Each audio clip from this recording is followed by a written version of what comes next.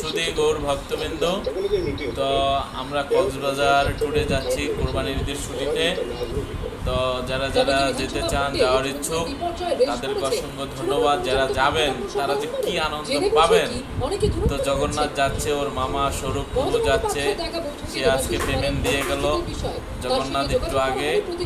তো এবার যে কি আনন্দ হবে, মানুষ একটা বছর খুব টেনশনে, খুব মুডে থাকে, এই জন্য এটা হচ্ছে একটা রিল্যাক্স ফ্রি মাইন্ড, একটা ফ্লেক্সিবল ট্যুর হবে।